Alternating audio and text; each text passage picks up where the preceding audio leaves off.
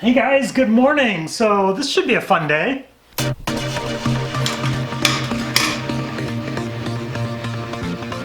So we're gonna continue with the rebuild on this 4.0. I got the head off here and we are gonna get this cleaned up, get the valves taken out of it. But there's something I really want to show you guys here. Check this out.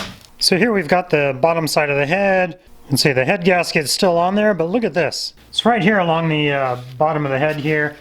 The head gasket is still in place here, but this right here, this is just all gunked up. These are supposed to be these ports or water jackets here that go all the way through for our coolant to flow through. So I'm not sure if the previous owner had a leak going on or something and put some stop leak in the antifreeze or something, but these are just all gunked up.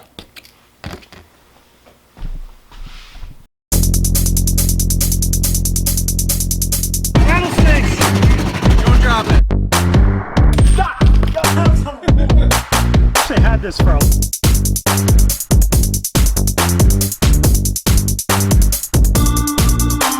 and these little sections, these little water jackets, they line up right along here for our coolant to flow through to cool everything down. So have you guys seen anything like that before with those ports those galleys all plugged up like that from some leak stop or something? If you think that's what the previous owner did, poured some stop leak in their radiator or something and caused more issues. So leave a comment down below and let me know what you think. Well, let's get this old gasket off of here. And I'm kind of excited because I should have a helper stopping by to help me get this cleaned up. We're going to take the valves out, the springs, inspect those, and just continue dismantling this head. So in the meantime, let's throw this in the parts washer.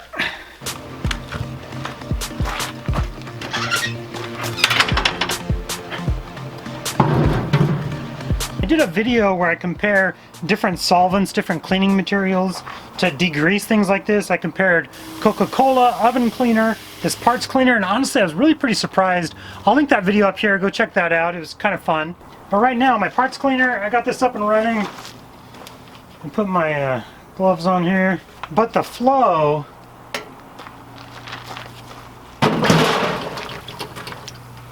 there we go, that'll work. So the head just barely fit down in here. We're gonna let this soak for a little while I run to the store real quick. I got a quick errand I gotta go run.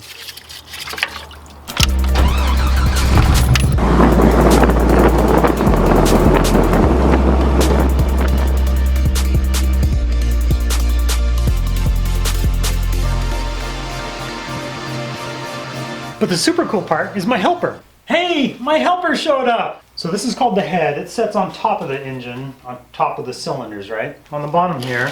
So these are the combustion chambers where those explosions happen, right? Mm-hmm. So these big ones here are the intake valves. So that's where the fuel and air comes in, right? After the explosion, all the waste products get pushed out the exhaust valves. And so you can see for each cylinder, there's one intake and one exhaust for each one. So we're going to be removing the springs, the retainers, the keepers, the valves, and down in there's a valve oil seal. And then these keepers are the part we got to break loose. So sometimes those keepers can get kind of stuck, so we need to break them loose. So what we're going to do is we're going to take a socket that fits just over the top of the retainer there, and we're going to put that on top of it, and we're going to take a hammer and strike this pretty good to push that retainer down and break it free from the keepers there. Let's do it. Anytime you're like striking on something or working with liquids, it's a good idea to wear eye protection because you could hit this and a little piece could shoot back and hit you right in the eye, and you only have two eyes, so keep them in good shape. We've got this on a pretty good solid surface, so go ahead and put the socket over the top of that. Kind of line it up and hold it steady, and then take the hammer and strike it pretty good. Perfect.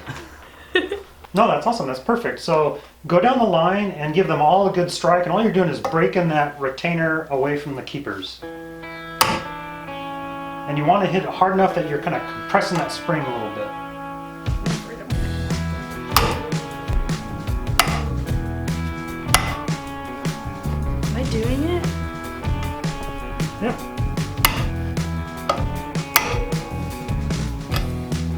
And why is this better doing it than just the hammer? Because the top of the valve stem is right there. So we're pushing the spring and retainer down, but letting that valve stem poke up. That's why we're using a socket. Yeah, you might have to hit it a little harder. I can go back and... Yeah, so don't... I can go back and give them a little pop for you. There you go. Okay, and I can feel it.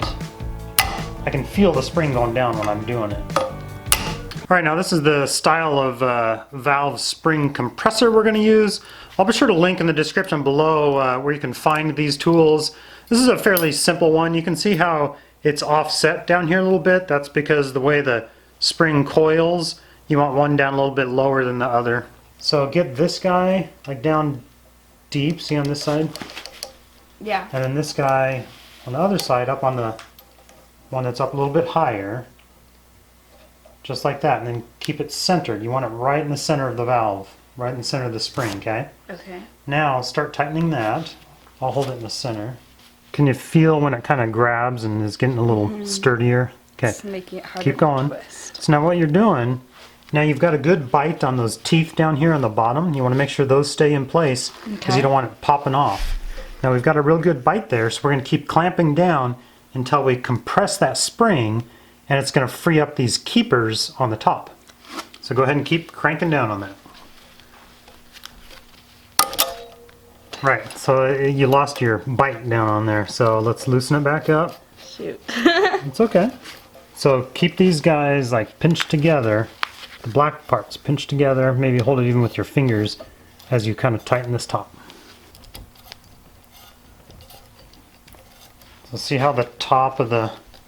Needs John wire over there. Well, we might be pushing our valve down a little bit here. Yep, there we go. So see, it should be free now, but the keepers are still stuck in place. So I was just pushing the valve down. We're going to push it up and just give this a little pop. There we go. Now it freed it up. So now that the keepers are free, you might fall on the floor here, but let's try to pull these guys out with our magnet here. And there's the keepers. So now we can release this guy. So that is the exhaust valve. So there we've got our keepers, our retainer, our spring and valve. And our oil seal is still in place there. We'll take that out in a sec. So as we're going along and taking these out, it's super important that we keep track. This is cylinder 6, this is cylinder 1. 1, 2, 3, 4, 5, 6. We got to keep these in order because when we put them back, we want these valves to go in the exact same spot, because they kind of wear in a pattern that just mates and matches with that spot. So we're going to take a box. I've got it all numbered and labeled, and we're going to drop these in the appropriate spots. So this is valve 6.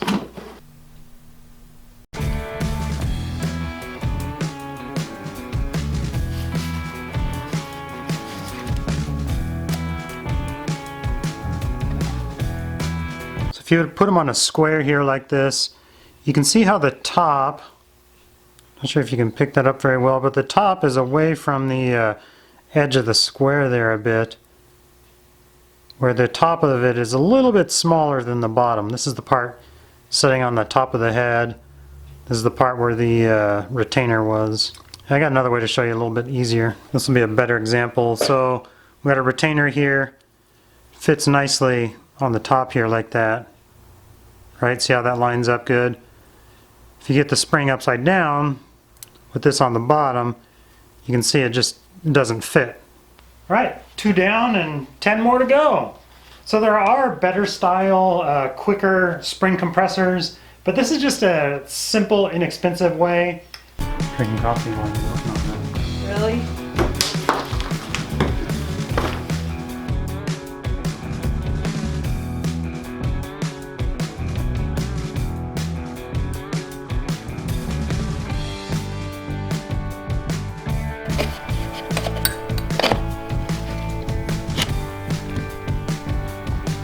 And I've got everything all organized. And these little guys here are the valve oil seals. They just come off, and these definitely need to be replaced as well. All right, all done. Yep. Was that fun? Mm-hmm. Good job. Thank you so much for your help. No Really problem. appreciate it. That was awesome. I should have done that a long time ago. Thank you guys for watching.